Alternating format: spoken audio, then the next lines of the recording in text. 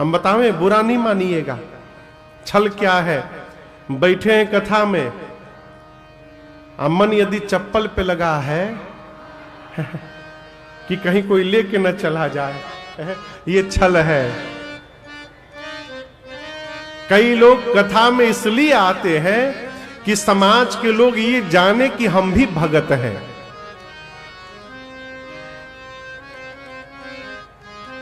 अभी हमको कोई कह रहा था कि महाराज जी एक लोग हैं, वो रुमाल में दवाई लगाकर जाते हैं कथा में, और जैसे कोई मरम का प्रसंग शुरू होता है, रुमलिया से एक बार आंख पोंछ लेते हैं और झरझर आंसू गिरने लगता है।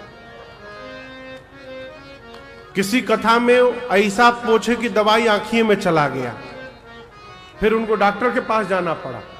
ये क्या है? ये छल है।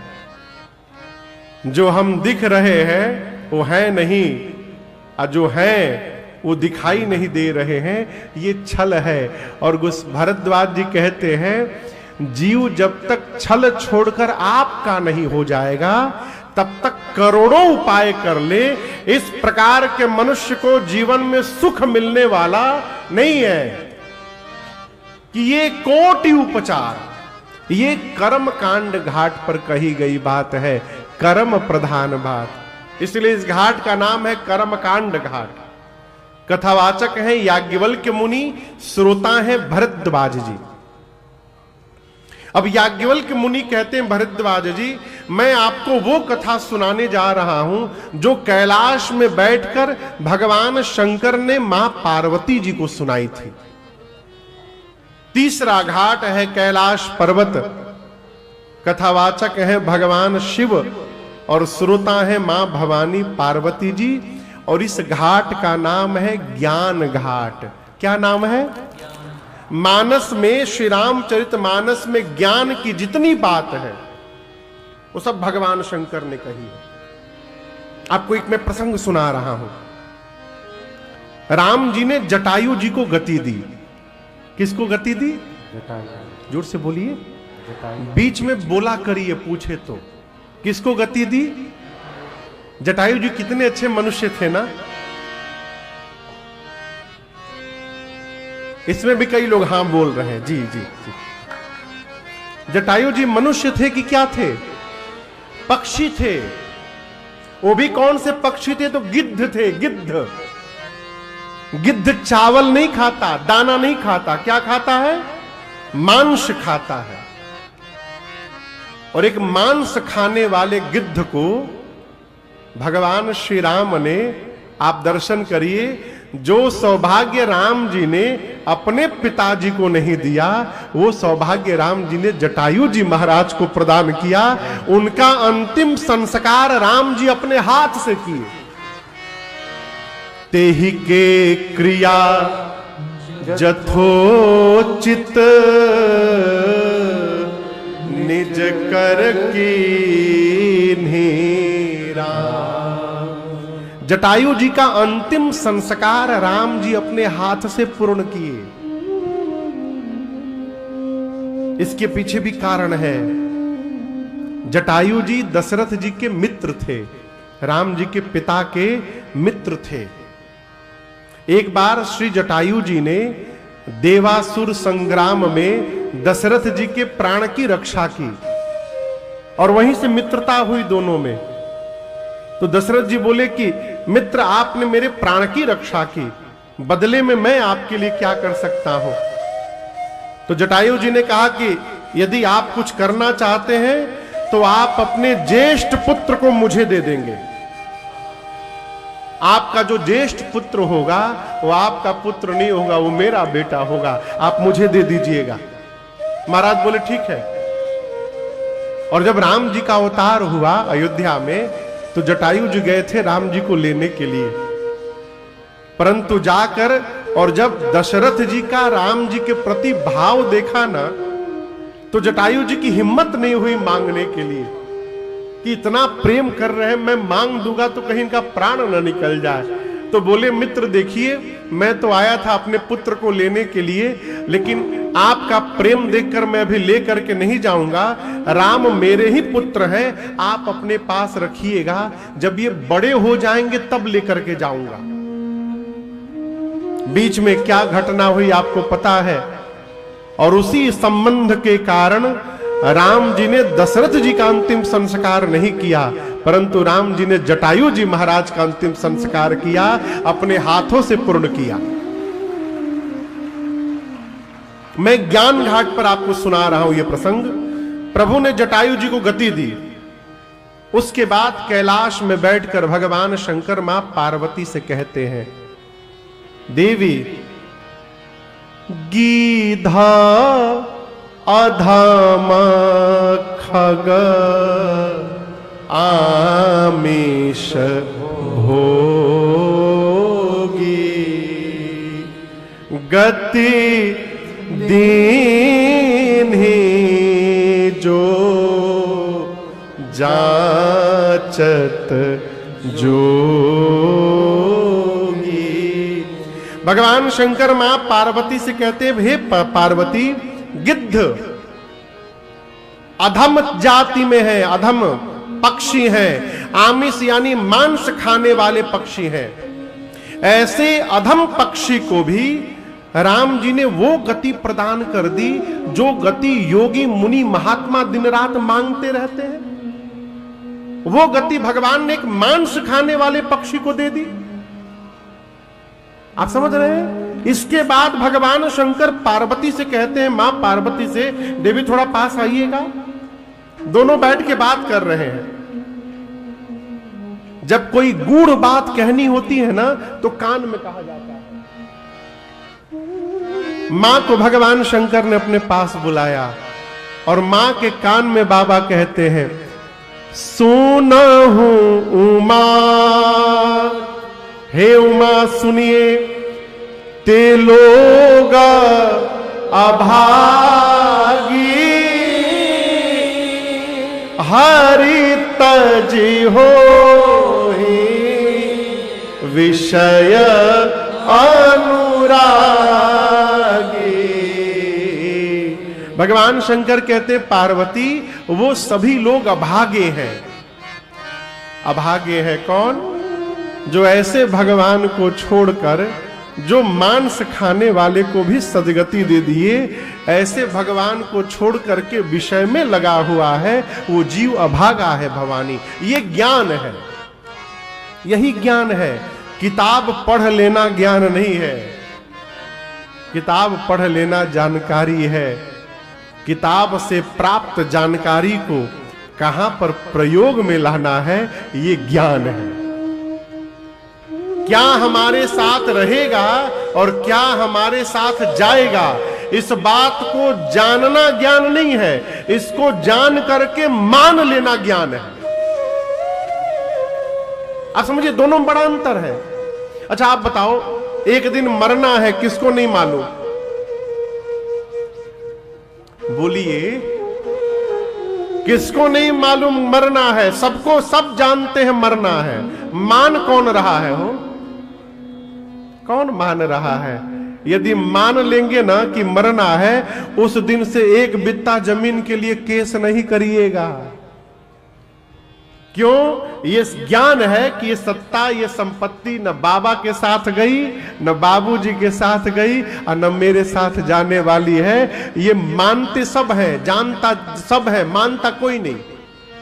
ये मान लेना ज्ञान है। भगवान शंकर ज्ञान घाट के वक्ता हैं, श्रोता पार्वती जी हैं। ये तीसरा घाट है। शंकर जी कहते हैं, देवी, अब मैं आपको वो कथा सुनाने जा रहा हूं जो नीलगिरी पर्वत पर श्री कागभूषुंडी जी ने श्री गरुड़ जी महाराज को सुनाई। चौथा घाट इसी हिमालय पर है, नीलगिरी पर्वत। आप दर्शन करिए, आप कितने सौभाग्य। ये हिमालय पर्वत ही है ना, उसी का भाग है। अरे बताइए, आप लोग उससे पूछ रहा हूं, आप नहीं बताइएगा तो कौन बताएगा? हिमालय का ही भाग है ना। आप कितने सौभाग्यशाली हैं। मानस के 4 वक्ताओं में से 2 वक्ता इसी हिमालय पर बैठे हैं, कैलाश पर भगवान शंकर और नीलगिरी पर्वत पर काकभुशुंडी जी महाराज। चौथे घाट पर कथावाचक है श्री काकभुशुंडी जी, कौआ है कौआ। आप दर्शन करिए, कौआ कथावाचक बना हुआ है। और श्रोता कौन है? तो मूल रूप से पक्षियों के राजा गरुड़ जी महाराज। गोस्वामी जी तो कहते हैं कि वृद्ध वृद्ध विहंग तहां आए, वृद्ध नहीं वृंद वृंद, झुंड के झुंड पक्षी बैठे हैं। आपको सुनकर आश्चर्य लगेगा, नीलगिरी पर्वत पर हिमालय में आज भी वहां भुसुंडी सरोवर है, एक तालाब है जिसका नाम है भुसुंडी सरोवर। और उसी सरोवर के पास एक पत्थर पर कौआ के रूप में काकभुशुंडी जी बैठे हैं आज भी, टिल टुडे। और उस सरोवर में नाना प्रकार के पक्षी बैठे हैं और काकभुशुंडी जी उनको पक्षियों की भाषा में राम कथा सुना रहे हैं। आज भी वहां राम कथा चल रही है। तजी हरि भजन काज नहीं दूजा, दूसरा कोई कामे नहीं है उनके पास 27 कल्प से। और आपको सुनकर आश्चर्य लगेगा, काकभुशुंडी जी को वरदान मिला है कि वो जिस रूप में चाहे शरीर बदल सकते हैं, किसी भी शरीर को धारण कर सकते हैं। लेकिन 27 कल्प से वो कौआ के ही रूप में बैठे हुए हैं। गरुड़ जी ने उनसे पूछा कि काकभुशुंडी जी, आपको तो वरदान मिला है, आप कोई भी रूप धारण कर सकते हैं, तो आप ये कौवा बन करके क्यों बैठे हैं? कौवा का शरीर अच्छा शरीर नहीं है। आपके घर के दरवाजे पर तोता आ जाए ना तो आप उसको दाना देंगे, और कौवा आके बैठ जाए तो आप डंडा लेके दौड़ेंगे मारने के लिए। कौवे को चांडाल कहा गया, पक्षियों में चांडाल है कौवा। अब वो चांडाल का शरीर लेकर के काकभुशुंडी जी 27 कल्प से विराजमान है। गरुड़ जी ने पूछा, आप दूसरा रूप क्यों नहीं धारण कर लेते? काकभुशुंडी जी कहते, क्यों धारण कर लूं? एही तान रामा भगति उरजा। काकभुशुंडी जी कहते हैं, इस कौवे के शरीर ने ही मुझे राम जी की भक्ति दिलाई है। और आप दर्शन करिए, जिसके कारण आपको भगवान की भक्ति प्राप्त हो जाए, आपके लिए उससे सुंदर और उससे प्रिय दूसरा कुछ नहीं हो सकता है। काकभुशुंडी जी बोले, इसीलिए मैं कौवा बन के बैठा हूं। इस कौवे के शरीर ने मुझे भगवान की भक्ति दिलाई। गरुड़ जी पूछे, वो कैसे? काकभुशुंडी जी बोले, एक बार राम जी अवतार लिए थे तो मैं अयोध्या लीला देखने गया था। आपको सुनकर आश्चर्य होगा, जब जब राम जी अवतार लेते अयोध्या में, काकभुशुंडी जी 5 साल अयोध्या में रहते हैं। कितने साल? भगवान की बाल लीला दर्शन करते हर बार। तो बोले, एक बार मैं अयोध्या में भगवान की लीला में दर्शन कर रहा था। राम जी भाइयों के साथ आंगन में पुआ खा रहे थे। पुआ जानते हैं ना, पुआ। तो काकभुशुंडी जी के मन में हुआ कि हमको भी थोड़ा प्रसाद मिल जाता तो कितना आनंद आ जाता। तो भगवान तो भगत का भाव जानते ही हैं। राम जी ने कहा, आओ आओ, खा लो खा लो खा लो, पुआ दिखाएं। काकभुशुंडी जी सोचे, लॉटरी लग गई हमारी, आज तो प्रसाद मिलने वाला है। कूदते कूदते काकभुशुंडी जी कौआ के रूप में जैसे पहुंचे भगवान के पास, तब तक राम जी जोर से चिल्ला दिए, फिर उड़ के भाग गए। फिर दूर गए तो फिर भगवान पुआ दिखाए। ऐसे 4-5 बार हुआ। काकभुशुंडी जी बोले, भगवान है? नहीं नहीं, भगवान नहीं हो सकते। भगवान कहीं भक्तों के साथ ऐसा गेम थोड़ी करते, खेल थोड़ी खेलेंगे, भ्रम हो गया हो। और राम जी वहीं बैठे बैठे काकभुशुंडी जी को पकड़ने के लिए हाथ बढ़ाए और काकभुशुंडी जी भागना प्रारंभ किए। आपको सुनकर आश्चर्य लगेगा, 7 वर्ण भेद कर काकभुशुंडी जी उड़ते रहे। और जहां जहां गए राम जी का हाथ उनका पीछा करता गया। गोस्वामी जी कहते हैं काकभुशुंडी जी के शरीर में और राम जी के हाथ में केवल 2 उंगली का अंतर था, मात्र इतने का अंतर था। जब काकभुशुंडी जी ऊपर जाकर देखे कि राम जी का हाथ वहां तक आ गया, उनकी मति चकरा गई। लौट कर आए भगवान के पास, राम जी के पास आए। राम जी ने अपना मुख खोला और काकभुशुंडी जी भगवान के मुख के भीतर चले गए। और जब भीतर जाकर देखे अनंत कोटि ब्रह्मांड दिखाई पड़े, अनेक अनेक ब्रह्मांड। और तो गोस्वामी जी कहते 100 कल्प, कितने दिन, कितने दिन, 100 कल्प। गोस्वामी जी कहते हैं काकभुशुंडी जी राम जी के पेट के भीतर रहे। 100 रामा अवतार दर्शन किए। जिस जिस ब्रह्मांड में राम जी का अवतार होता था वहां अयोध्या में जाकर दर्शन करते थे। 100 कल्प रहने के बाद भगवान ने मुख खोला और वो पेट से मुख से बाहर आए और बाहर निकलकर घड़ी देखे तो 24 मिनट बीता था केवल। भीतर जाकर बाहर आने में कितना टाइम बीता, 24 मिनट। अब पेट के भीतर 100 कल्प रह गए। ये देख करके उनकी मति चकरा गई, गिर गए। उठे, भगवान के सामने हाथ जोड़ लिए। भगवान ने कहा मैं आपको वरदान देता हूं, आप ज्ञानी हो जाइए, विज्ञानी हो जाइए, समस्त गुणों के धाम हो जाइए, ये हो जाइए, वो हो जाइए। आपसे एक प्रश्न करूं, आज के यजमान लोग कहां हैं? आज के यजमान, हाँ खड़े हो जाइए। हाँ, वहीं से यदि राम जी आपको कहें कि आप ज्ञानी हो जाइए, विज्ञानी हो जाइए, समस्त गुणों के धाम हो जाइए, ये सुनकर आप प्रसन्न होंगे कि उदास होंगे? प्रसन्न होंगे, सब प्रसन्न होंगे, हम और आप।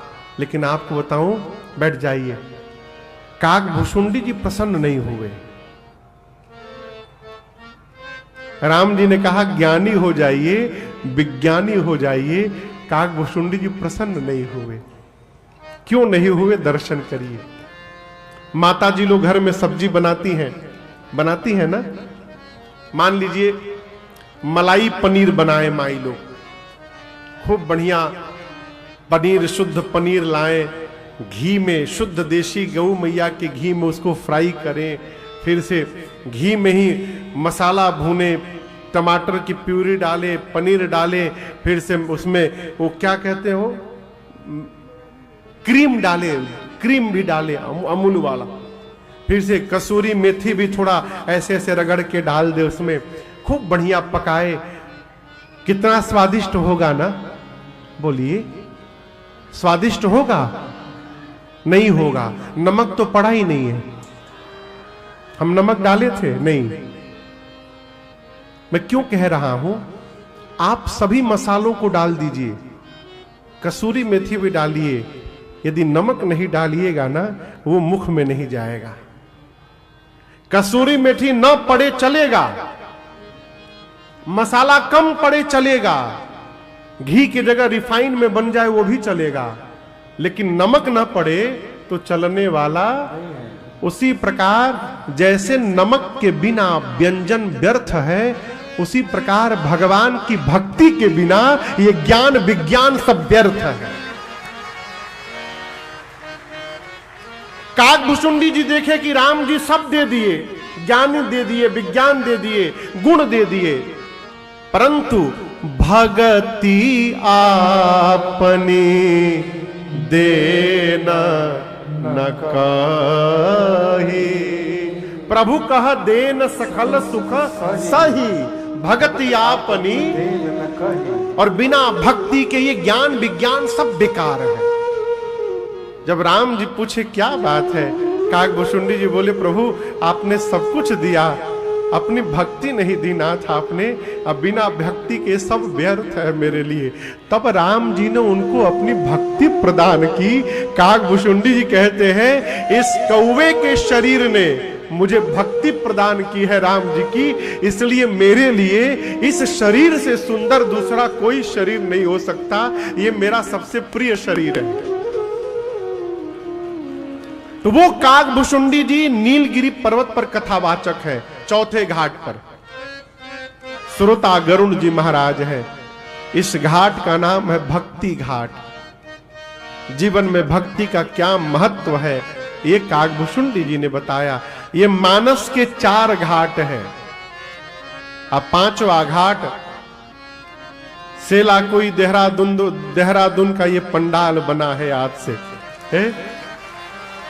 श्री राम सेवा समिति का ये तत्वावधान में आयोजित ये पंडाल, ये 5वां घाट है, जहां वक्ता के रूप में ठाकुर जी ने कृपा करके राजन को बिठाया है और श्रोता के रूप में आप समस्त लोग विराजमान हैं। इस घाट का नाम है प्रेम घाट। क्या नाम है? प्रेम घाट। हम प्रेम से आपको कथा सुनाने आए हैं और ये आशा करेंगे उसी प्रेम से आप सुनने का प्रयास करेंगे।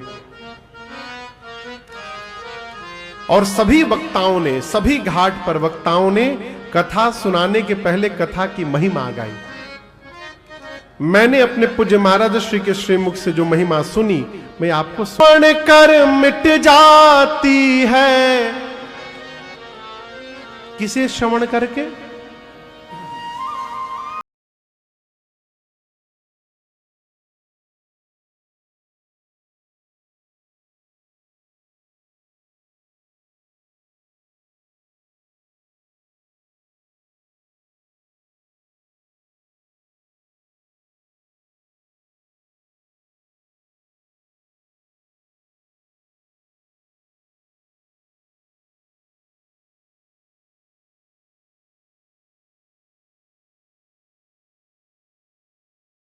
श्रवण कर मिट जाती है, इसे श्रवण कर मिट जाती है।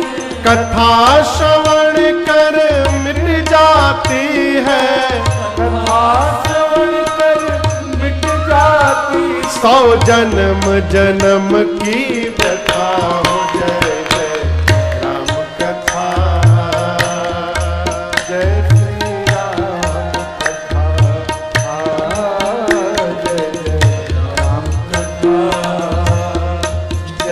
श्री राम कथा।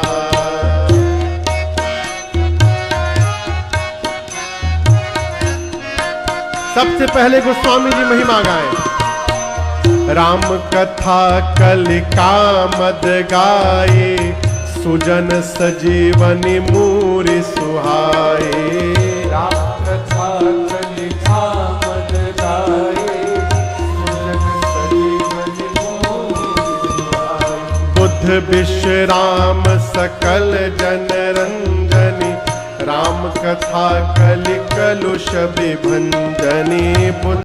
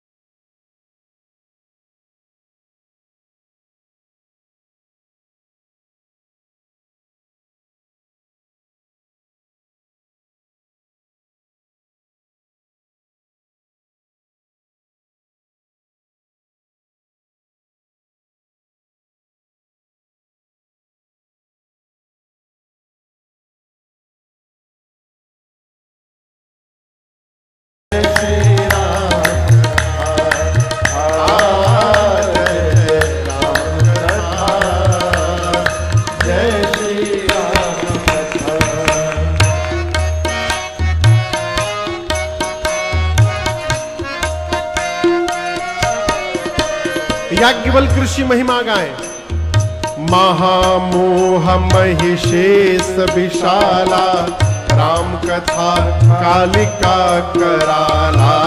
महामोह महिषेश विशाला, राम कथा कालिका कराला। राम कथा शशि किरण समाना, संत चकोर करहि जेहि पाना। राम कथा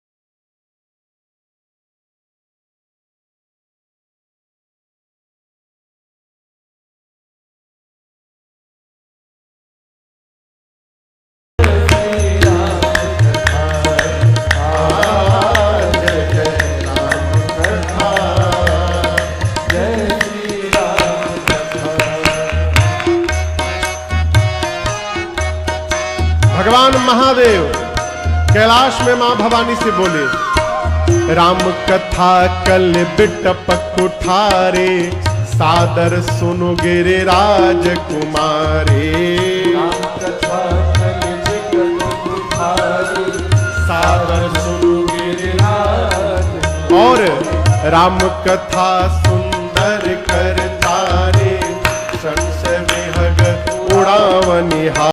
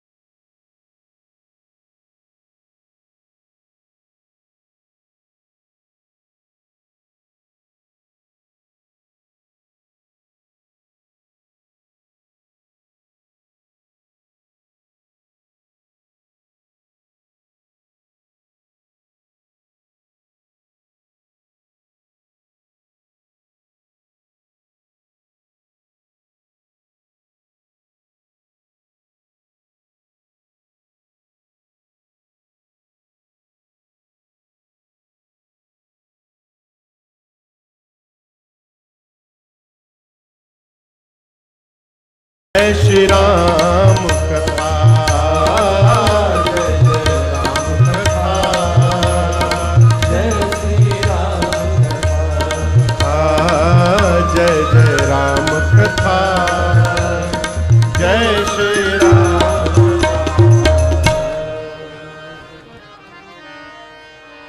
जय जय राम कथा, जय श्री राम कथा। कथा की महिमा क्या है? कथा जीवन की व्यथा को समाप्त कर देती है। एकदम सीधा आप समझिएगा।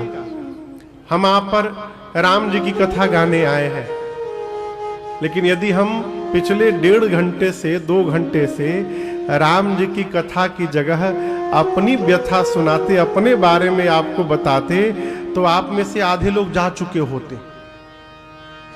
क्यों? अरे महाराज कपारे में दर्द पैदा कर दिए, आए थे कथा सुनने के लिए, अपनी चर्चा सुनाने लगे।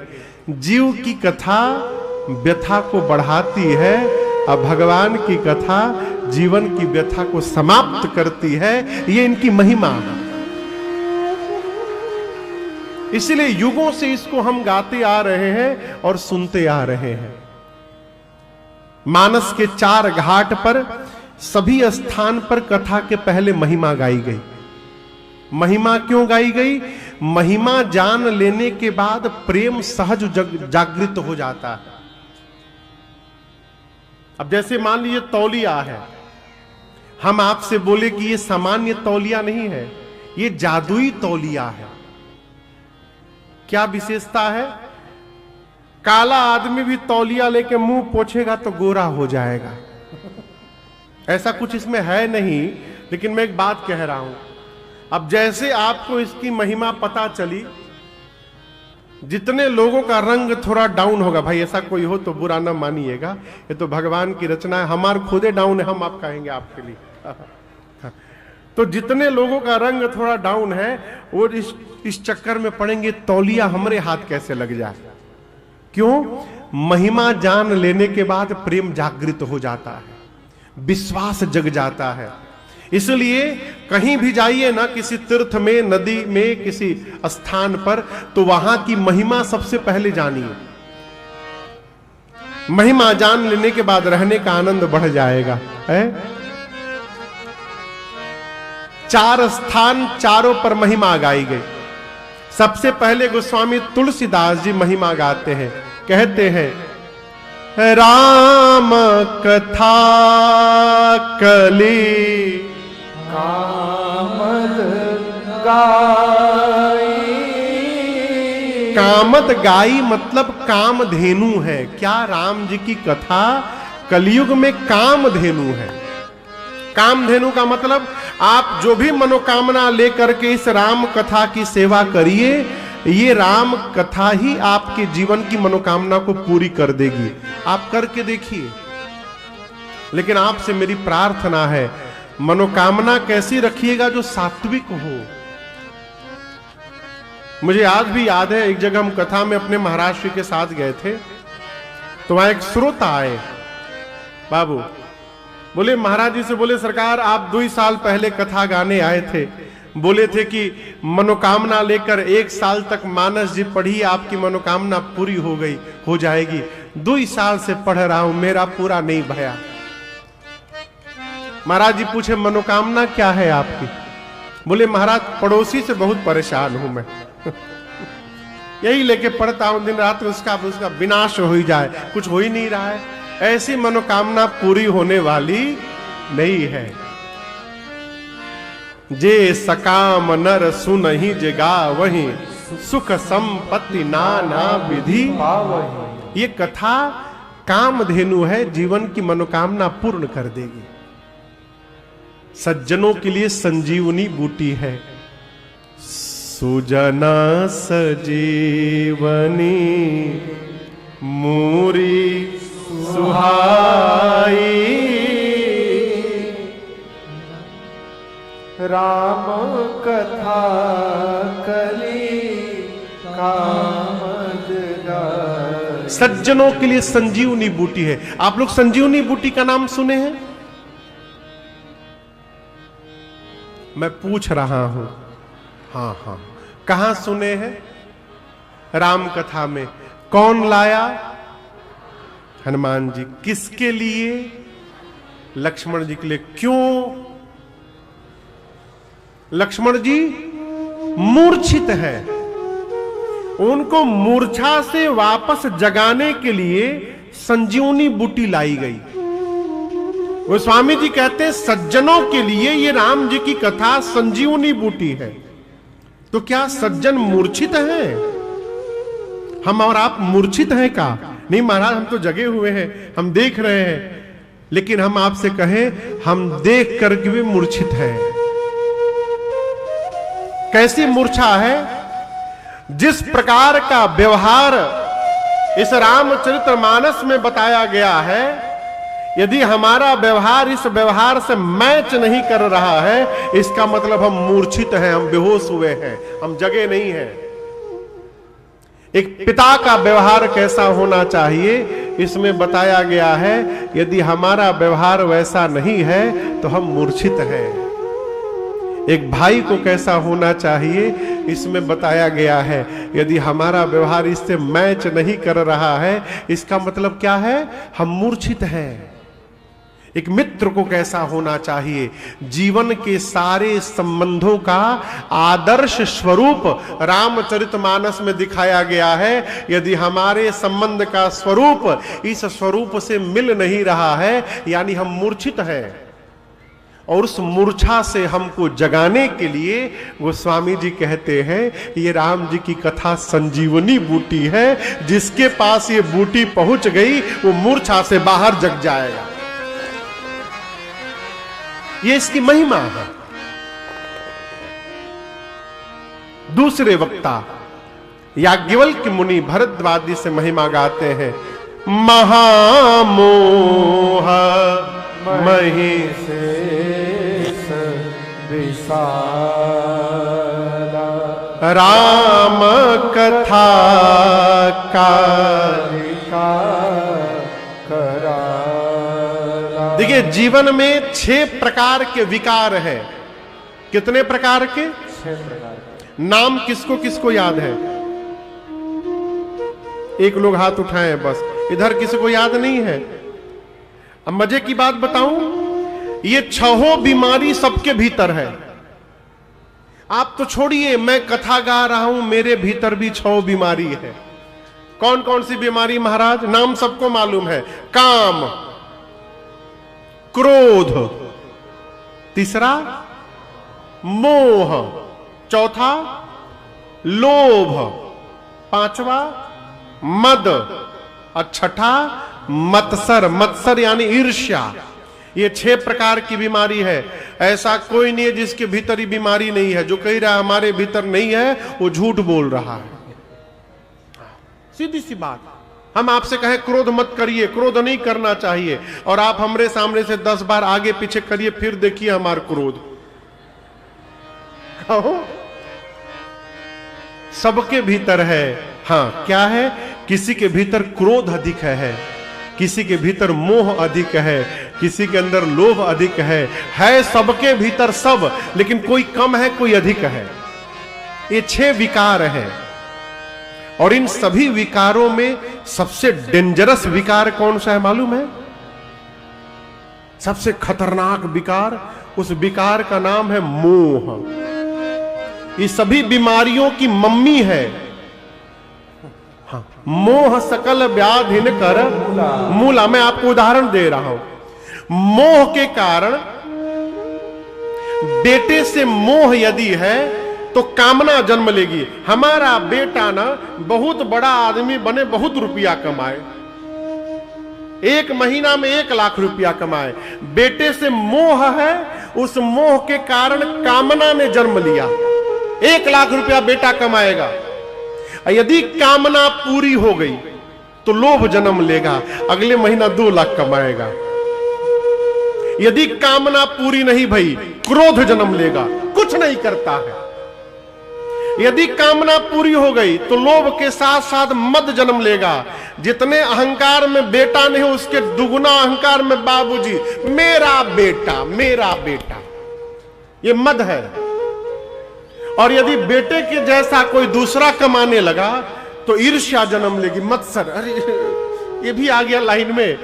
एक मोह से सब जन्म ले रहे। दर्शन करिए, ये मोह बहुत खतरनाक बीमारी है, बहुत खतरनाक। वो स्वामी जी कहते हैं, देखिए, मोह समाप्त नहीं कर सकते, लेकिन मोह को कितना रखना है उसकी सीमा होनी चाहिए। वो स्वामी जी कहते हैं, ये मोह बढ़ते बढ़ते जब विकराल महिषासुर का रूप धारण कर लेता है। यहां देहरादून सेलाकुई में, सेलाकुई न हो, कुई की क्यों, कुई, बड़ा अजीबो गरीब नाम है। हाँ, सेलाकुई। हम लोग गए थे अभी न्यूजीलैंड राम कथा गाने। ऑकलैंड वहां एक शहर है न्यूजीलैंड में। तो ऑकलैंड के बगल में एक शहर, उसका नाम है पापा टोय टोय।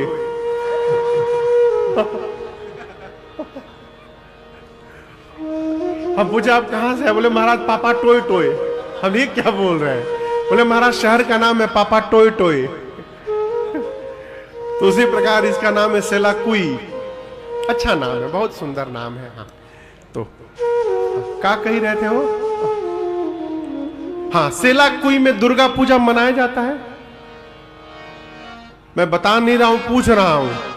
हाँ बोलिए। हाँ, अच्छा, नहीं मनता,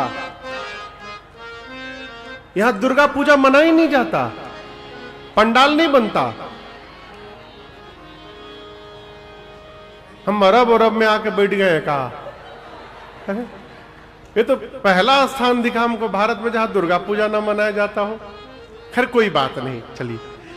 हम जहां से आए हैं ना, कलकत्ता से, हमारे यहां बहुत विशाल रूप से दुर्गा पूजा मनाया जाता है, बृहद रूप से।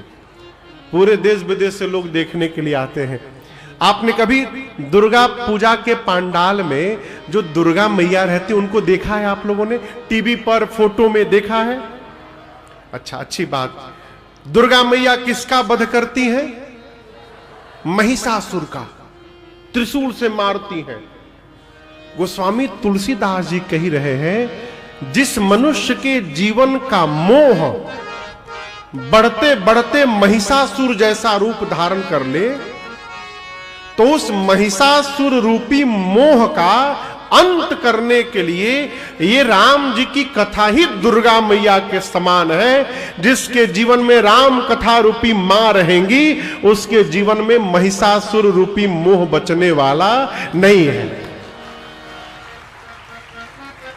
याज्ञवल्क्य ऋषि कहते हैं कि मुनियों के लिए ये कथा अमृत के समान है। देखिए, अमृत कई प्रकार के होते हैं। आप लोग किसी अमृत को पिए हैं आज तक? पिए सब है, हम याद दिला रहे हैं। चरणामृत पिए हैं आज तक कभी? चरणामृत तो कहे बोले नहीं पिए हैं। एक अमृत चरणामृत है, पांव धो करके श्रेष्ठ का। कैसे पिया जाता है? मुख से। एक अमृत है पंचामृत, गौ मैया के 5 तत्व को मिलाकर बनाया जाता है। गाय का दूध, गाय का दही, गाय का घी, इसके बाद मधु और वो बचा ना हो,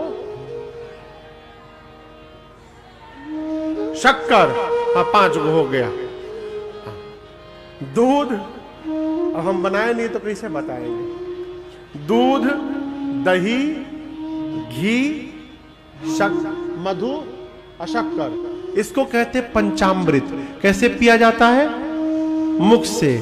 एक होता है पंचगव्य, उसमें 5 गाय की सामग्री रहते हैं। गाय का दूध, गाय का घी, गाय का दही, गौमूत्र और गौ मैया का गोबर, इनसे मिलकर बनता है पंचगव्य। पूजन में प्रयोग आता है, उसको भी पान किया जाता है। इन सभी अमृत को मुख से पाया जाता है। परंतु राम सेवा समिति के तत्वावधान में आज से सेलाकुई में यहां ना पंचामृत बांटा जाएगा, ना यहां चरणामृत बांटा जाएगा। आज से 9 दिनों तक यहां कथामृत बांटा जा रहा है और इस अमृत का पान कान से किया जाता है।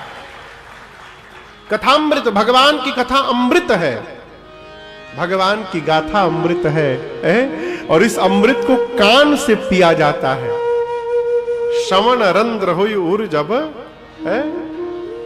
और याद रखिएगा, जिह्वा को जिस अमृत का स्वाद मिलेगा वो स्वाद हमेशा याद नहीं रहेगा, लेकिन कान से जो अमृत चला गया वो जीवन पर्यंत अमृत के स्वाद का पता चलता रहेगा। इसलिए याज्ञवल्क्य मुनि ने कहा कि मुनियों के लिए भगवान की कथा अमृत के समान है। राम कथा शशि किरण समाना, संत चकोर करहि जेहि पाना। ये दूसरा घाट। अब तीसरा घाट भगवान शंकर बाबा मैया से कहते, देवी राम कथा कली बिटप कुठारे, राम कथा कली बिटप कुठारे, सादर सुनो गिरे राजकुमारे, सादर सुनो गिरे राजकुमारे, राम कथा सुंदर करता रे, राम कथा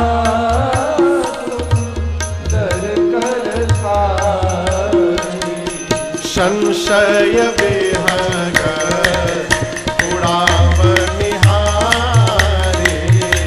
संशय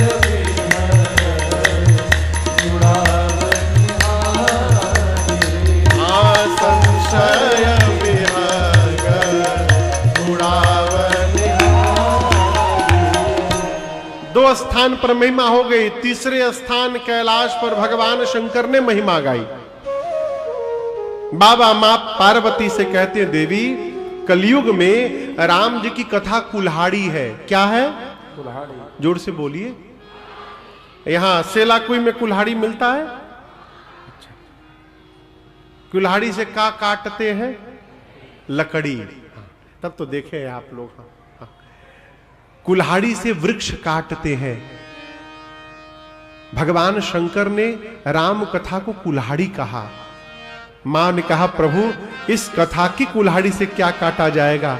भगवान शंकर बोले, देवी जिस मनुष्य के छहों विकार, ये काम क्रोध मद मोह लोभ मत्सर, वृक्ष का रूप धारण कर लेंगे, जिसके जीवन में विकार वृक्ष जैसा रूप बना लेंगे, इस विकार के वृक्ष को जड़ से काटने के लिए भगवान राम की कथा ही कुल्हाड़ी के समान है। जिसके पास कथा की कुल्हाड़ी रहेगी, उसके जीवन में विकार का वृक्ष टिकने वाला नहीं।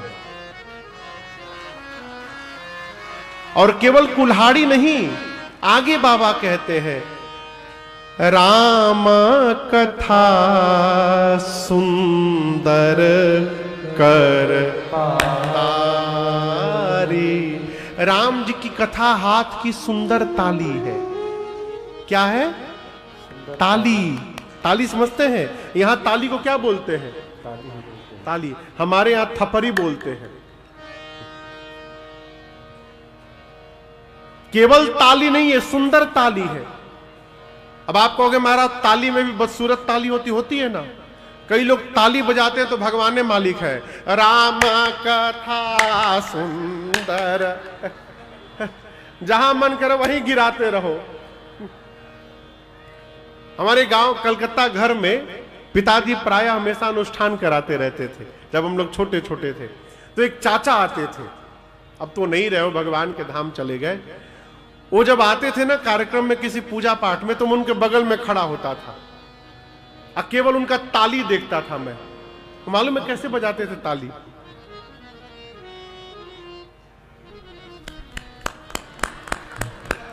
ऐसे ताली बजाते थे और मैं बड़े प्रेम से उनकी ताली देखता था खड़े होकर। यहां शंकर जी कहते हैं, देवी राम जी की कथा हाथ की सुंदर ताली है। सुंदर ताली माने सम पर गिरे। दर्शन करिए। राम कथा सुंदर करतारी। बजाइए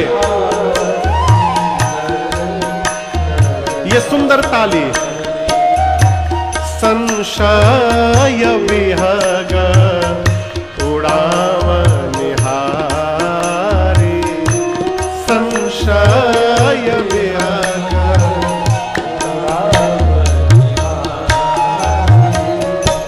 मां ने कहा, प्रभु अभी आप कुल्हाड़ी कह रहे थे राम कथा को, अभी आप हाथ की ताली कहने लगे, ये क्या है? बाबा ने पूछा, ये बताइए देवी, जैसे हम लोग सेलाकुई में बैठे हैं, ये दिव्य पंडाल लगा है, आप सोचिए हमको ये देखते टोल प्लाजा का याद आ जा रहा है।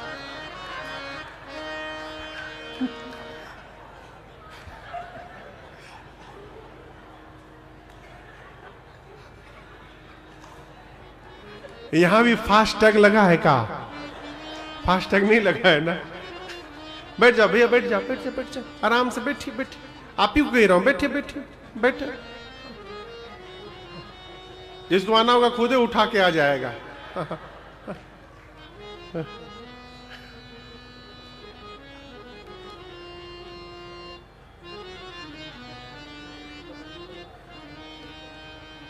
हम लोग सेलाकुई में बैठे हैं इस पंडाल में। कल्पना करिए बहुत सारे पक्षी, कबूतर, तोता, मैना आकर यहां घूमने लगे नीचे। बहुत सारे पक्षी आ जाए और आप दबे पांव धीरे धीरे जाइए और जाकर उन पक्षियों के बीच में एक बार क्या होगा? पक्षी उड़ जाएंगे। शंकर भगवान ने कहा, देवी हाथ की ताली बजती है तो पक्षी उड़ जाते हैं। उसी प्रकार ये राम जी की कथा वो ताली है जो अभी अपने जीवन में इस ताली को बजाएगा, उस मनुष्य के जीवन में जितने संशय के पक्षी बैठे हैं, इस ताली के बजते सारे संशय के पक्षी उड़ जाएंगे, उसका सारा संशय समाप्त हो जाएगा। संशय रूपी पक्षी को उड़ाने के लिए भगवान की कथा हाथ की ताली के समान है। ये भगवान शंकर ने कहा। कितने घाट हो गए? गोस्वामी जी महिमा गा गए, याज्ञवल्क जी गा गए, शंकर जी गा गए। कितने घाट हो गए? 3। कितना बचा? 1। काग भुसुंडी जी और गरुड़ जी महाराज। लेकिन आपको सुनकर आश्चर्य लगेगा, 3 स्थान पर कथावाचक ने महिमा गाई श्रोताओं के सामने। चौथे घाट पर कथावाचक बैठे हैं, जो श्रोता आए हैं वही महिमा गाने लगे। उल्टा हो गया। श्रोता कौन है? गरुड़ जी महाराज, पक्षियों के राजा। देखिए, जीवन में अपने से श्रेष्ठ की सेवा थोड़ी दूरी बनाकर करनी चाहिए। आप समझ रहे मेरी बात को? बहुत निकट जाने के बाद एक दोष लगता है, उस दोष का नाम है नैकट्य दोष। जब शिष्य सद्गुरु के बहुत निकट आ जाता है तो थोड़े दिन बाद ये दोष शिष्य को लगता है, गुरु जी में हम में बहुत अंतर नहीं है। नहीं, बहुत ज्यादा कोई खास अंतर नहीं है। मैं तो गुरु जी को सुलाने के बाद सोता हूं और गुरु जी से पहले जग जाता हूं। माने गुरु जी हमसे ज्यादा सोते हैं। और गुरु जी कोई काम भी नहीं करते, दिन भर माला लेकर बैठे रहते हैं। मैं तो माला भी करता हूँ, गुरु जी की सेवा भी करता हूँ, पूरा झाड़ू पोछा भी लगाता हूँ, यानी गुरु जी से ज्यादा मेहनती मैं हूँ। तो गुरु जी में मेरे में इतना अंतर कहाँ है? इस दोष का नाम है नैकट्य दोष। ये बहुत निकट जाने के बाद लग जाता है। गरुड़ जी महाराज, आप गरुड़ जी को जानते हैं? ये भगवान के वाहन है। शंकर जी के मंदिर के सामने कौन बैठा रहता है? जोर से बोलिए। नंदी। और भगवान श्री हरि के मंदिर के बाहर कौन बैठा रहता है? गरुड़ जी महाराज। क्यों? बड़े आदमी के घर के दरवाजे पर उनकी गाड़ी 24 घंटे लगी रहती है। ना जाने साहब कब कहां जाने के लिए आदेश दे दे, इसलिए नंदी हमेशा बाबा के सामने बैठे रहते हैं और गरुड़ जी भगवान श्री हरि के बाहर बैठे रहते हैं। भगवान के वाहन है गरुड़ जी महाराज। घर में आप जब आरती उतारते हैं ठाकुर जी की, तो बाएं हाथ से क्या बजाते हैं? वो घंटी नहीं है, गरुड़ जी है। उनको घंटी ना बोला करिए। कौन है? उन पर देखिए, उनके ऊपर गरुड़ जी बने रहते हैं पंख लगा करके। एक श्रोता ने प्रश्न किया, महाराज गरुड़ जी को क्यों बजाया जाता है भगवान के आगे? टन टन टन टन, आरती में भी डिस्टरबेंस होता है। समझिएगा उसका भाव क्या है।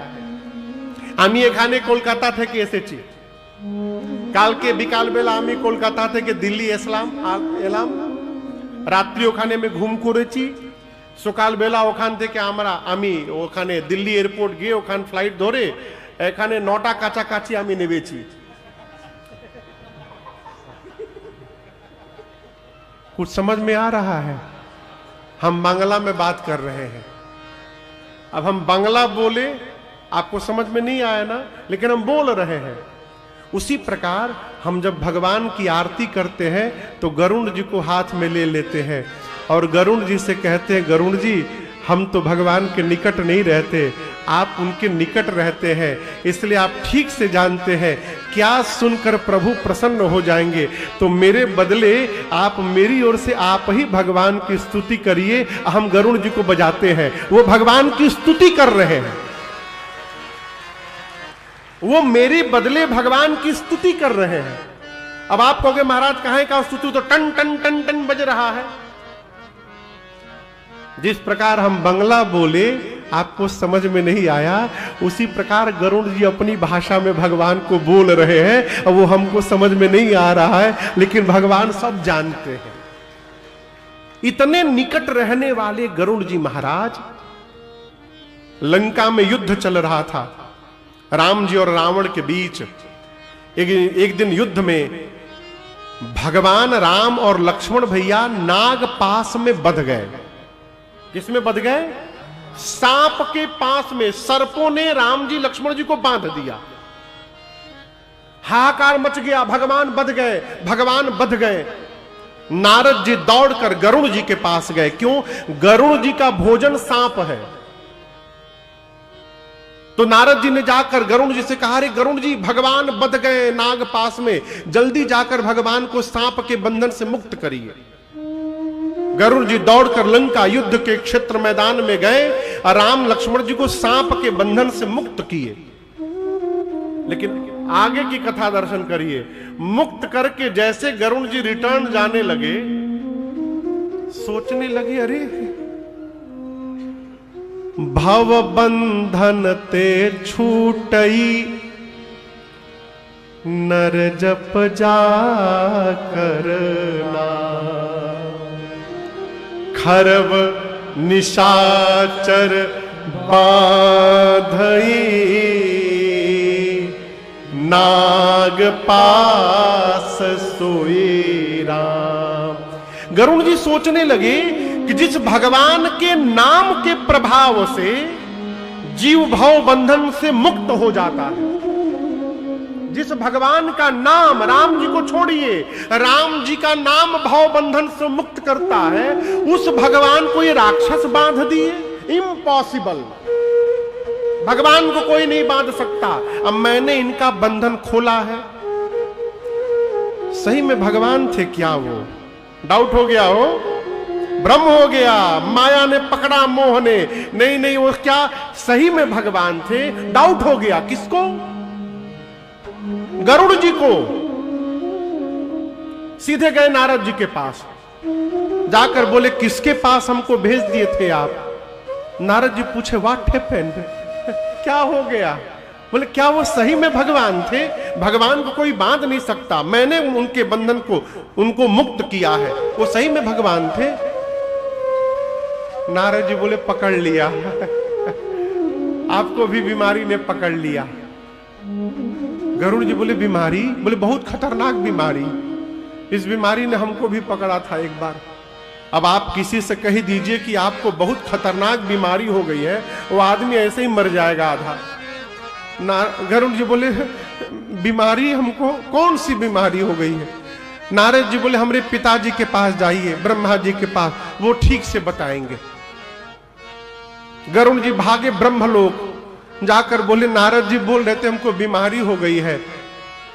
ब्रह्मा जी बोले, लक्षण बताइए। गरुड़ जी बोले, हम गए थे लंका युद्ध मैदान में राम जी को सांप के बंधन से मुक्त करने, हमको लग नहीं रहा है वो राम जी है, भगवान को कौन बांध सकता है? वो भगवान थे क्या? ब्रह्मा जी बोले, पक्का पकड़ लिया बीमारी आपको।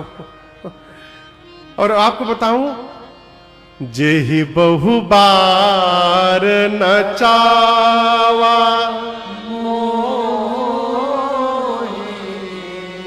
सोई व्यापे विहंग पति तो। ब्रह्मा जी बोले, इस भ्रम ने, मोह ने हमको भी बहुत फंसाया है, बहुत बार, एक दो बार नहीं। एक बार ब्रह्मा जी के मन में हो गया कि हम ही सब सृष्टि चलाते हैं, हमको टाइम नहीं दिया जा रहा, छुट्टी। ब्रह्मा जी पहुंचे भगवान के पास, बोले, प्रभु ये मेरा रिजाइन लीजिए, ये लेटर लीजिए, हम रिजाइन दे रहे हैं, ब्रह्मा की नौकरी अब हमको नहीं करनी, हम ही सब करेंगे। ब्रह्म भगवान बोले, सोच लीजिए। ब्रह्मा जी बोले, सोच लीजिए, लेटर लीजिए, मेरा हमको रिजाइन देना है। भगवान बोले, ठीक है।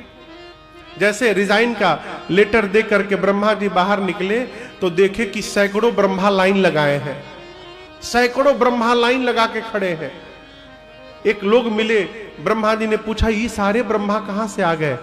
उन्होंने कहा कि इन सबको पता चल गया है कि ब्रह्मा के पद की वैकेंसी आ गई है, ये सब पहले ब्रह्मा रह चुके हैं।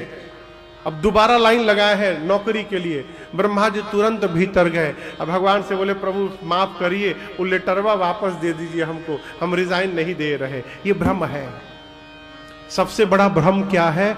हम ही सब कर रहे हैं, ये भ्रम है, ये भ्रम है। कई लोग घर में कहते हैं मौज उड़ा लो, नहीं रहूंगा तो पता चलेगा। आप ही ब्रह्मा है का है? ब्रह्मा जी ने कहा गरुण जी से आपको मोह हो गया है, भ्रम। गरुण जी बोले उपाय करिए। बोले मेरे पास नहीं है उपाय, आपको स्पेशलिस्ट के पास जाना पड़ेगा। बोले कौन है स्पेशलिस्ट? बोले शंकर भगवान के पास जाइए। गरुण जी दौड़े कैलाश की ओर, और मैं आपको बताऊं बीच रास्ते में शंकर भगवान मिल गए। रोने लगे गरुण जी, कहे हमको बहुत भारी बीमारी हो गई है और आप इस बीमारी के स्पेशलिस्ट हैं, प्लीज हेल्प मी, मेरा उपचार करिए। शंकर जी बोले चेंबर तो कैलाश में है, आप रास्ते में मिल गए हैं, रास्ते में कैसे ट्रीटमेंट कर दूं? अच्छा कोई बात नहीं, आप हमको लक्षण बताइए। गरुण जी ने लक्षण बताया। शंकर जी बोले देखिए क्या बीमारी है मुझे पता चल गया है, और बीमारी कैसे जाएगी ये भी पता चल गया है। गरुण जी बोले कैसे जाएगी बीमारी? शंकर जी बोले तब ही होई सब संशय भंगा। हे गरुण जी, आपका समस्त संशय तभी समाप्त होगा। कब? जब बहुकाल करिय सत्संगा। जब आप लंबे समय तक सत्संग करिएगा तब जाकर आपका संशय समाप्त होगा। कितने समय तक सत्संग करिएगा? लंबे समय तक। लंबे समय तक। गरुण जी बोले फिर सत्संग शुरू किया जाए? शंकर जी बोले कहां शुरू किया जाए, मैं मीटिंग में जा रहा हूं, मैं सत्संग नहीं दे सकता आपको लंबा। हां एक जगह मैं जानता हूं जहां 24/7 केवल सत्संग ही होता रहता है। तजी हरि भजन काज नहीं दूजा। कहा? गरुण जी महाराज आप नीलगिरी पर्वत जाइए हिमालय में, वहां भुसुंडी सरोवर के पास काग भुसुंडी जी का आश्रम है। वो दिन रात राम जी की कथा गाते रहते हैं। वहां जाइए और जब आप लॉन्ग टर्म में सत्संग सुनिएगा ना, बहुत लंबे समय तक, तब जाकर आपका ये संशय समाप्त होगा। आपको बताऊं पार्वती जी शंकर जी से पूछी कि प्रभु आप यदि चाहते तो उसी समय गरुण जी के संशय को समाप्त कर सकते थे, क्योंकि शंकर जी विश्वास है, विश्वास जहां प्रवेश कर जाए वहां संशय आ ही नहीं सकता। तो मां ने कहा आपने संशय क्यों नहीं समाप्त किया गरुण जी का? इसके दो कारण। पहले कारण आप दर्शन करिए, सामान्य व्यक्ति को संशय हो जाए ये घटना नहीं है, लेकिन भगवान के निकट रहने वाले को संशय हो जाए ये घटना है। शंकर जी ने कहा कि भगवान के वाहन होने के बाद भी गरुण जी को संशय हुआ, ये सामान्य बात नहीं है भवानी। अवश्य गरुण जी महाराज अपने जीवन में कभी अभिमान किए होंगे। होई की न कबहु अभिमाना, सोई खो वै चह कृपा निधाना। अवश्य जीवन में अभिमान किए होंगे। राम जी उस अभिमान को समाप्त करना चाहते हैं, इसलिए संशय में डाल दिए हैं, इसलिए मैं बीच में विघ्न करने नहीं गया। और दूसरी बात, गरुण जी पक्षी हैं और कागभुसुंडी जी भी पक्षी हैं। एक पक्षी को पक्षी की भाषा ठीक से समझ में आएगी, इसलिए मैंने उनको कागभुसुंडी जी के पास भेज दिया। आपको बताऊं गरुण जी दौड़ कर गए नीलगिरी पर्वत। आप मान लीजिए जो पंडाल है ना, ये जो पंडाल लगा है सेलाकुई में, मान लीजिए यही कागभुसुंडी जी का आश्रम है। मान लीजिए गरुण जी महाराज रोड पर आए, मेन रोड पर, अभी आश्रम में आए नहीं है, आश्रम के भीतर कथा चल रही है। मेन रोड पर पहुंचे और जैसे आश्रम का दर्शन हुआ अभी कथा नहीं सुने हैं। जिस आश्रम में दिन रात भगवान की कथा चलती है, कथा चलते चलते उस आश्रम की इतनी महिमा हो गई थी कि गरुड़ जी महाराज की दृष्टि जैसे आश्रम पर पड़ी, आश्रम देखते उनका सारा संशय भ्रम समाप्त हो गया। आश्रम दिखाई पड़ते सारा भ्रम समाप्त हो गया।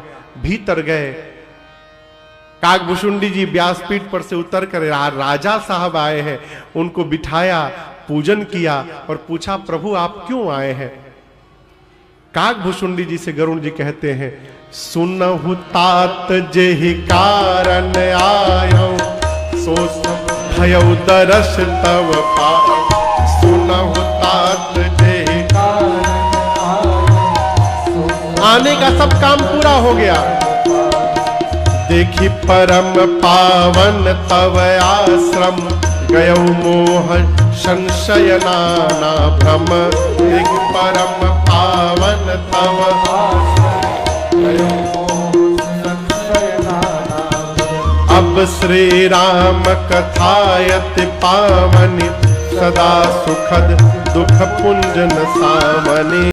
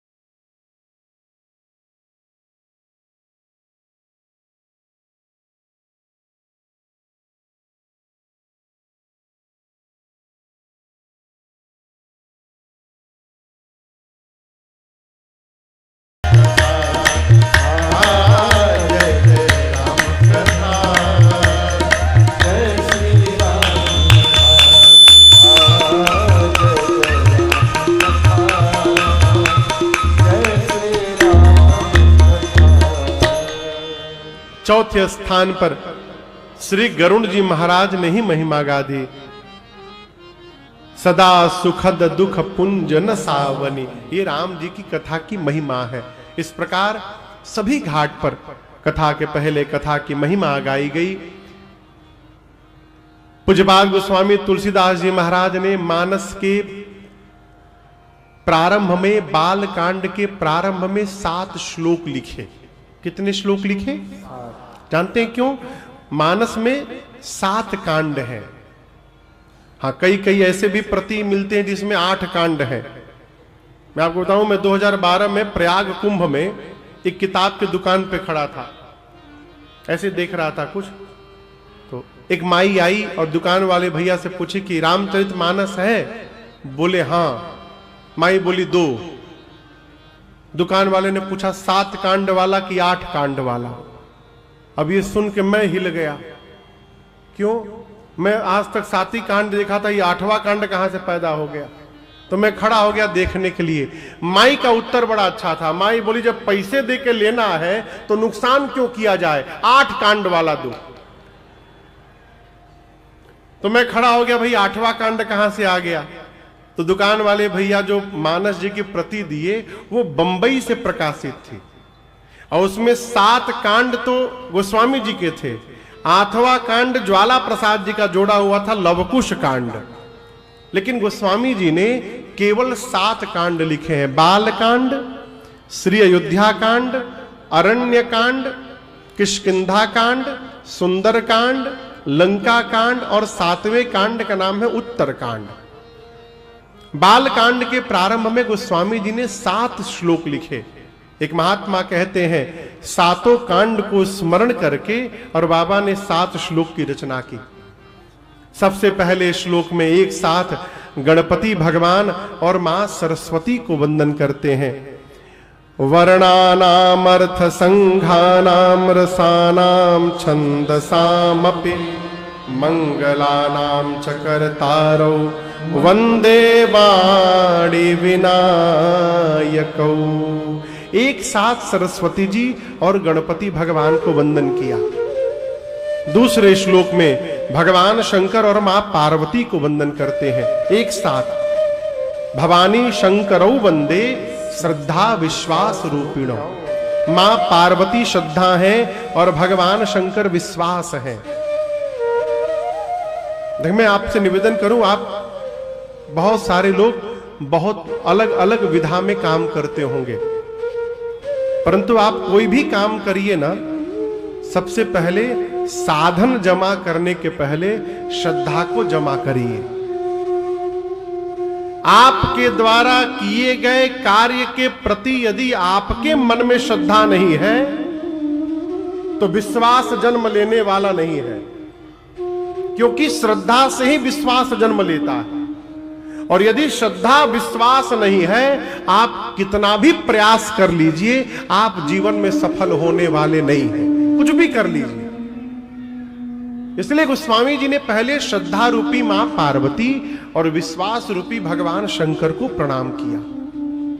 तीसरे श्लोक में पुनः भगवान शिव को प्रणाम किया, परंतु इस बार जगत गुरु रूप में प्रणाम किया। वंदे बोधमयम नित्यम गुरुम शंकर रूपिणम यमापसृतो हि वक्रोपी चंद्र सर्वत्र वंदते।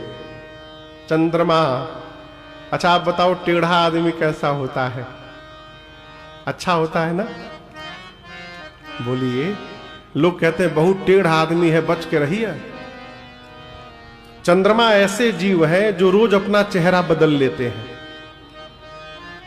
और आपको बताऊं, शंकर भगवान की शरण में डर के मारे चंद्रमा गए, राहु के डर के मारे कहे बाबा बचाइए मुझे। बाबा बोले आकर बैठ जाओ, जाके कपारे पर बैठ गए।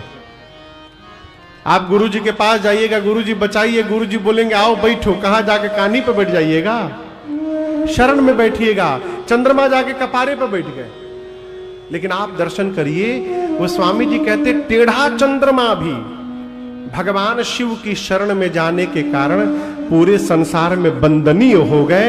ऐसे भगवान शंकर को मैं बारंबार वंदन करता हूं। चौथे श्लोक में आदि कवि बाबा वाल्मीकि और श्री हनुमान जी महाराज की वंदना की। पांचवें श्लोक में मां सीता की वंदना किए। छठवें में रघुनाथ जी की वंदना किए। और सातवें में गोस्वामी जी कहते हैं मैंने कैसे इस ग्रंथ की रचना की है। आप में से कोई डॉक्टरेट है यहां पर? विद्या वारिधि की उपाधि लेकर बैठा है कोई? पीएचडी कोई किया है आप में से? अच्छा, कोई नहीं, कोई बात नहीं। आपके परिचित में कोई किए होंगे पीएचडी। जब कोई व्यक्ति पीएचडी करता है ना, तो वो थेसिस लिखता है, अपना एक थेसिस लिखता है, जो रिसर्च होता है उसको लिखता है। तो उस किताब में, उस पुस्तक के पीछे अथवा आगे एक अनुक्रमणिका बनाई जाती है कि मैंने इस ग्रंथ को, इस किताब को लिखने में किस किस ग्रंथ का आश्रय लिया है, उसकी सूची देनी पड़ती है। मैंने इस किताब को पढ़ा, मैंने उस किताब को पढ़ा, उसको बताया जाता है। उसी प्रकार ये बालकांड का 7वां श्लोक श्री रामचरितमानस रूपी थेसिस की अनुक्रमणिका है। गोस्वामी जी कहते हैं मैंने कहां कहां से लेकर इस ग्रंथ को लिखा है। कहां से लिया है? बाबा कहते हैं नाना पुराण निगमागम सम्मतम यद रामायणे निगदितम क्वचिदन्यतो। पुराण कितने हैं? कितने बाबू? 18। कितने पुराण है? जोर से बोलिए। 18 पुराण है। वेद कितने हैं? शास्त्र कितने हैं? 6। गोस्वामी जी कहते हैं 18 पुराण, नाना पुराण निगम आगम, 4 वेद, 6 शास्त्र, इनके अलावा रामायणे निगदितम क्वचिदन्यतोपि। जितने रामायण है, आपको बताऊं 77 साल की अवस्था में गोस्वामी जी मानस को लिखना प्रारंभ किए। कितने साल की अवस्था में? 77 साल। ही वॉज 77 ईयर्स ओल्ड जब वो मानस को लिखना प्रारंभ किए। और रामचरितमानस को लिखने के पहले गोस्वामी जी 3 बार संपूर्ण भारत की पैदल परिक्रमा किए थे। 3 बार बद्री नारायण में जाकर भगवान बद्री विशाल का आशीर्वाद प्राप्त किए, व्यास गुफा में व्यास जी का आशीर्वाद प्राप्त किए, काशी विश्वनाथ में भगवान विश्वनाथ की करुणा प्राप्त किए और तब जाकर लिखना प्रारंभ किए। गोस्वामी जी कहते हैं जितने रामायण है इन सभी ग्रंथों के सार को निचोड़ करके अब मैंने इस श्री रामचरितमानस की रचना की है। ये श्लोक कहता है यदि हम और आप केवल रामचरितमानस पढ़ने का स्वभाव बना ले, कुछ नहीं पढ़ पा रहे तो केवल मानस जी को यदि पढ़ें तो सभी ग्रंथों को पढ़ने का फल स्वतः प्राप्त हो जाएगा। इसमें कोई संशय नहीं है, कोई संशय नहीं है। इसको मैं सब प्रमाण कह रहा हूं। अपने भारत में एक महात्मा थे, प्रातः स्मरणीय परम पूज्य श्री अखंडानंद जी महाराज, श्रीधाम वृंदावन में रहते थे। बहुत दिनों की बात नहीं है अभी, उनके कई शिष्य अभी बड़े अद्भुत महात्मा हैं। तो पूज्य अखंडानंद जी महाराज क्या करते थे आपको बताऊं। डेली शाम को नित्य 5 बजे अपने किसी शिष्य को सामने बिठाते थे और कहते थे मानस जी पढ़ के सुनाओ। डेली 1 घंटा रामचरित मानस जी को सुनते थे बैठकर। उनके शिष्य पढ़ते थे, वो सुनते थे। हमारे कलकत्ता के एक सेठ जी आए वृंदावन स्वामी जी से मिलने। 3-4 दिन देखे तो पूछे कि गुरुजी आप तो इतने विद्वान हैं, ठीक है मानस जी सुनते हैं, अच्छी बात है, किसी दिन भागवत जी भी सुन लेते, किसी दिन कोई दूसरा पुराण सुन लेते, लेकिन आप नित्य मानस जी को सुनते हैं क्यों? स्वामी जी बोले मैं उत्तर बाद में दूंगा, पहले तुम मेरे प्रश्न का उत्तर दो। तुम्हारे सामने एक प्लेट में आम रख दिया जाए, दूसरे में सेव रख दिया जाए, तीसरे में अंगूर रख दिया जाए, चौथे में अनार रख दिया जाए, अब 5वें जगह प्लेट के जगह जग हो, जग, और उस जग में आम का, सेव का, अनार का और अंगूर का रस निचोड़ करके अब मिला करके रख दिया जाए। अब तुमसे कहा जाए कि कोई एक उठाना है तो क्या उठाओगे? सेठ जी बोले गुरुजी हम तो जग उठा लेंगे। क्यों? जग ले लेंगे ना गुरुजी तो उसमें आम का भी मजा मिलेगा, सेव का भी मिलेगा, अनार और अंगूर का भी आनंद मिलेगा। गुरुजी बोले मैं भी जग लेकर के बैठा हूं। रामचरितमानस को सुनने से सभी ग्रंथों को सुनने का आनंद प्राप्त हो जाता है, इसलिए मैं सुनता हूं। ये पूज्य अखंडानंद जी के श्रीमुख वचन है। गोस्वामी जी कहते हैं स्वांतः सुखाय तुलसी रघुनाथ गाथा भाषा निबंध मतिमन जुलमा। इसके बाद गुरुस्वामी जी ने पंचदेव उपासना की, ब्राह्मण गुरुदेव भगवान के चरण के रज की वंदना की, ब्राह्मणों की वंदना की, गोस्वामी जी संतों की भी वंदना की। देखिए जीवन में कुछ न करिए तो सत्संग करिए। क्यों? बिना सत्संग के विवेक नहीं आएगा। और गोस्वामी जी तो कहते हैं, एक चौपाई है,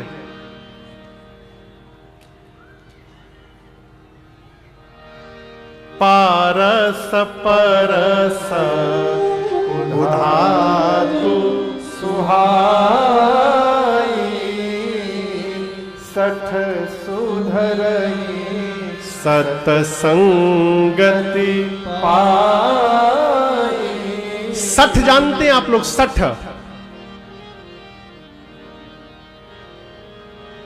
सठ नहीं जानते? हाँ जोर से बोलिए, कोई बोल ही नहीं रहा है। नंबर नहीं कटेगा यहां पर। सठ मने सठ यानी जड़, मूर्ख भी नहीं कहेंगे, जड़, जड़ बुद्धि का आदमी सठ होता है। गांव में कहते का वो सठिया गए हो का है? जड़ बुद्धि जिसकी हो जाए। जड़ बुद्धि किसकी? मैं उदाहरण दे रहा हूं, आप उसको हीट स्प्रे दे दीजिए, हीट स्प्रे मच्छर मारने वाला, और कह दीजिए जान मच्छर दिखाए मार दो। यदि सठ होगा ना, तो वो यदि आपके नाक पर मच्छर बैठा रहेगा तो नकिए पे मार देगा। वो ये नहीं सोचेगा कि क्या कर रहे हैं, वो कहेगा कि जो कहा गया है उसका पालन करूंगा। ये जड़ बुद्धि। गोस्वामी जी कहते हैं सठ बुद्धि वाला व्यक्ति भी सत्संग पाकर के सुधर जाता है। सठ सुधर ही सत्संगति पाई। कैसे? पारस परस उधातु सुहाई। एक मणि है, जिस मणि का नाम है पारस मणि। आप लोग नाम सुने होंगे। पारस मणि की विशेषता है, पारस मणि को लोहे से स्पर्श कराइए, लोहा क्या बन जाता है? सोना। पारस मणि उठाइए, लोहा छुआइए, लोहा सोना बन गया। उसी प्रकार सत्संग के संपर्क में जब सठ बुद्धि का व्यक्ति आता है तो वो भी सुधर जाता है और ज्ञानी बन जाता है। ये सत्संग की महिमा है। लेकिन आपको एक बात कहूं, अभी ना बजाइए, इसके बाद बजाइएगा। असली बात तो अभी बताया ही नहीं हुई।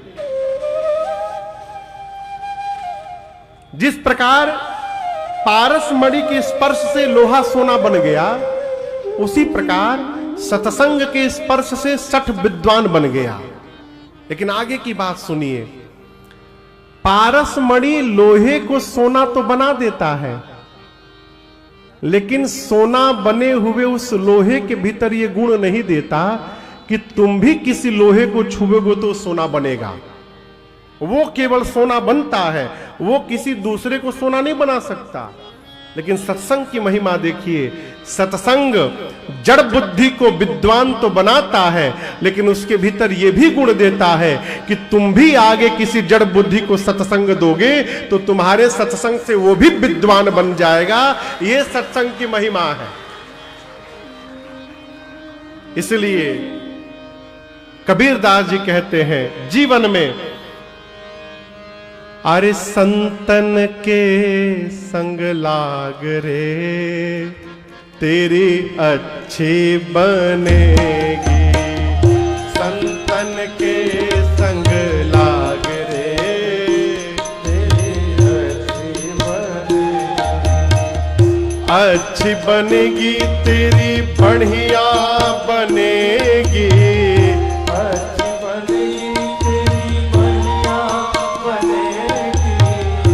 अच्छी बनेगी तेरी बढ़िया बनेगी। अच्छी बनेगी तेरी बढ़िया बनेगी। संतन के संग लाग रे, संतन के संग लाग रे तेरी अच्छी बनेगी। संतन के संग लाग रे। संतन के संग पुण्य कमाए। संतन के संग पुण्य कमाई। संतन के संग पुण्य कमाए। संतन के संग पुण्य कमाई। राम भजन में लाग रे। हाँ, राम भजन में लाग रे तेरी अच्छी बनेगी। संतन के संग लाग रे तेरी अच्छी बनेगी।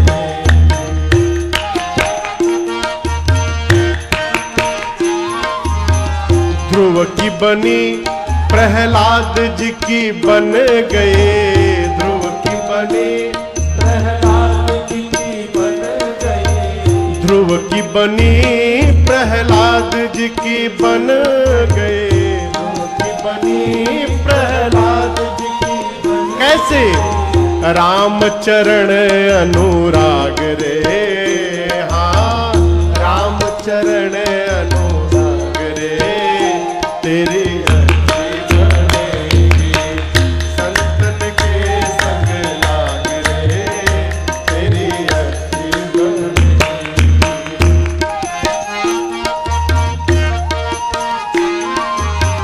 मोहनिशा में कब से सोया, निशा में कब से सोया, मोहनिशा में कब से सोया, निशा में कब से सोया। अब जाग सके तो जाग रे, हाँ जाग सके तो जाग रे, तेरी अच्छी बनेगी संतन के संग लाग रे, तेरी अच्छी बनेगी संतन के संग लाग रे, तेरी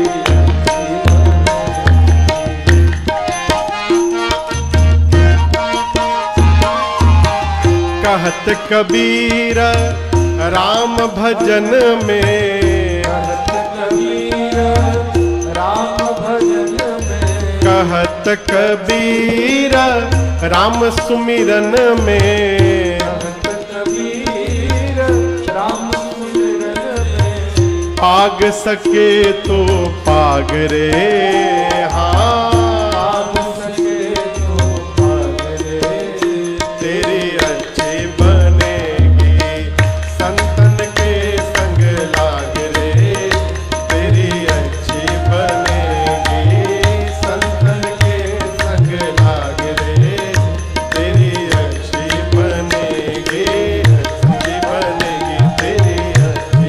तेरी अच्छी बनेगी। अरे राम भजन में लाग रे, तेरी और दूसरे से झगड़ा करने से, निंदा करने से, चुगली करने से भाग सके तो भाग रे, तेरी अच्छी बने। इस प्रकार गोस्वामी तुलसीदास जी महाराज ने 7 श्लोक लिखने के बाद वंदनाक्रम को पूर्ण किया है। आज प्रथम सत्र में हम लोगों ने राम कथा की महिमा को गाया, श्रवण किया, 4 घाट उनके स्वरूप को समझा।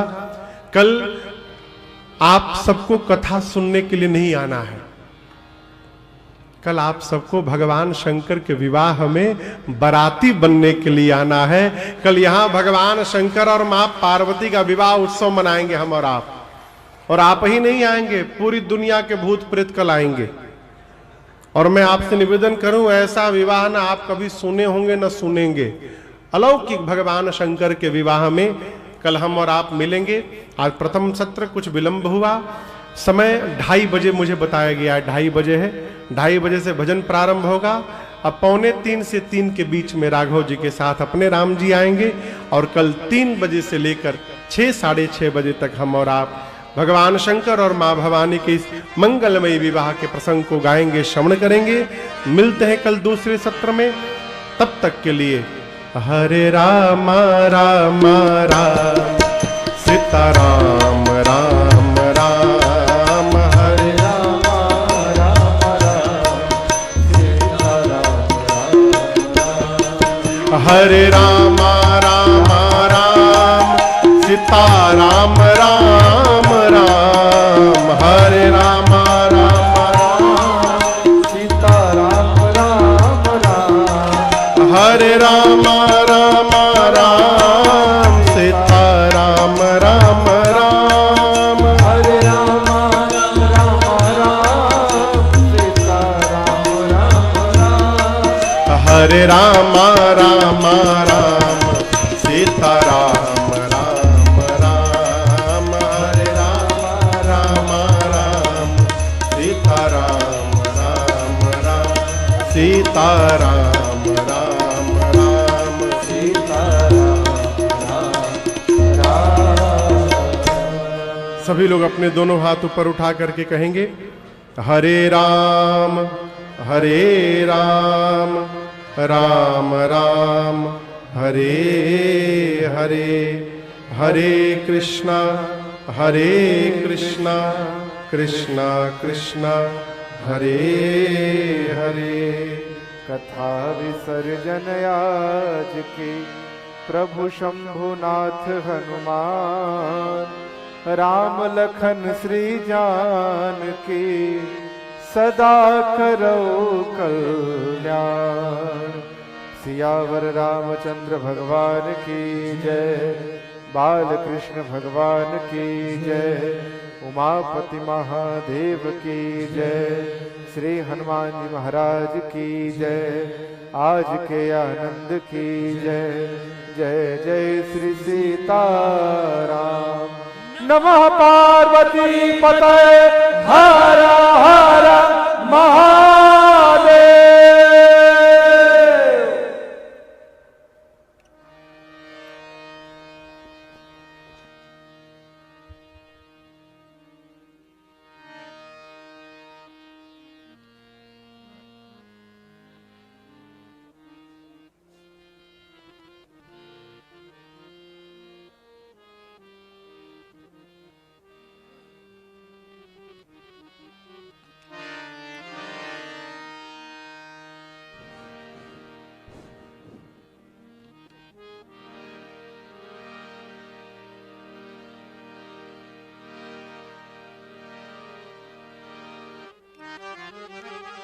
जय श्री राम, जय जय श्री राम।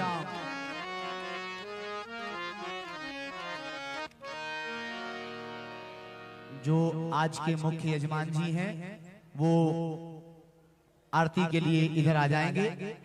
एक दो लोग जो सम्मान करने वाले हैं वो भी इधर ही आ जाएंगे।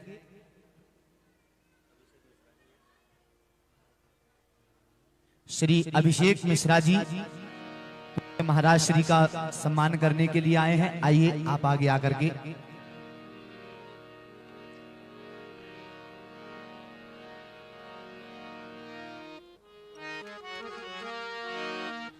और श्री अनुराग मिश्रा जी, प्रिंस मिश्रा जी, आप भी मंच पर आ जाएंगे।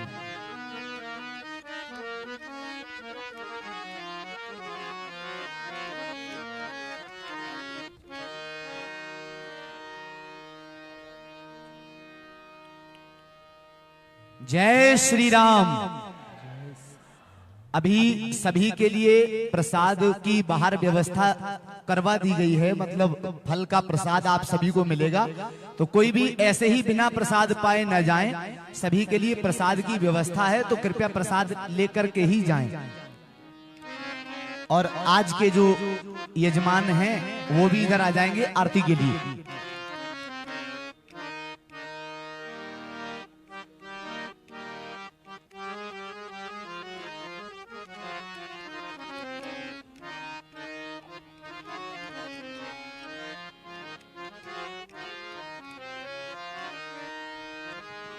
श्री यजमान परिवार मंच पर आ जाएंगे। यजमान परिवार जिन्होंने शुरू में यहां पूजा कराई थी, कृपया आ जाएंगे।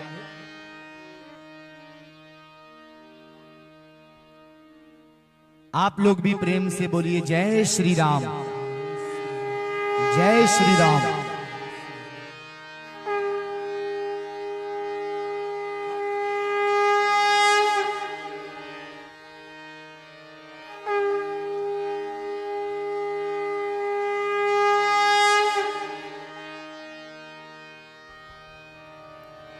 हरति सब आरती,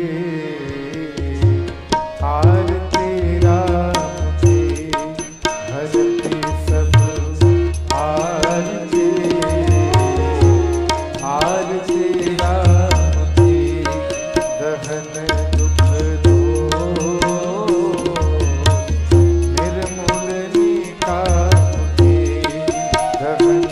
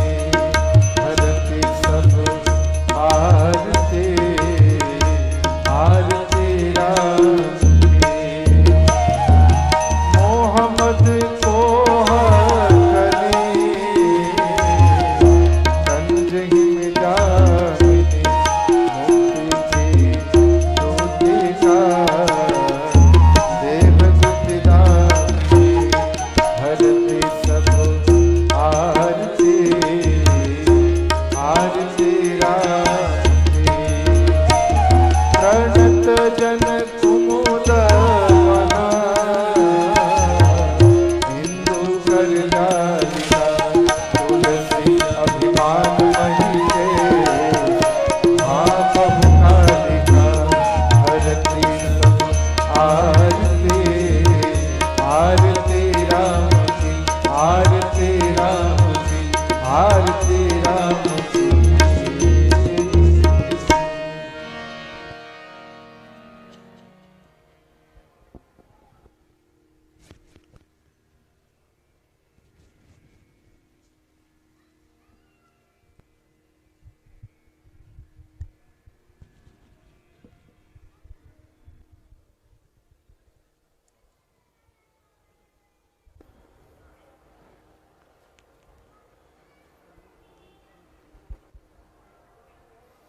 हरिः ओं यज्ञेन यज्ञमयजन्त देवास्तानि धर्माणि प्रथमान्या, सन्नते हनाकं महिमानः सचन्त यत्र पूर्वैः साध्याः सन्ति देवाः, सेवन्ति कावकुलचम्पकपाटलाब्जैः पुन्नाग्रजातिकरवीलरसालपुष्पैः, बिल्वप्रवाल तुलसीदलमञ्जरीभिः त्वां पूजयामि जगदीश्वर मे प्रसीद। नानासुगन्धिपुष्पाणि यथा कालोद्भवानि च, पुष्पाञ्जलिर्मया दत्त गृहाण परमेश्वर। मन्त्रपुष्पाञ्जलिं समर्पयामि नमस्करोमि।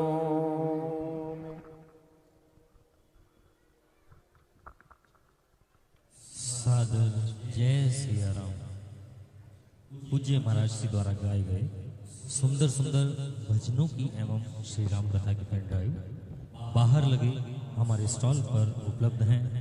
जिन भी भक्तजनों को पेन ड्राइव लेना हो आप वहां संपर्क कर सकते हैं।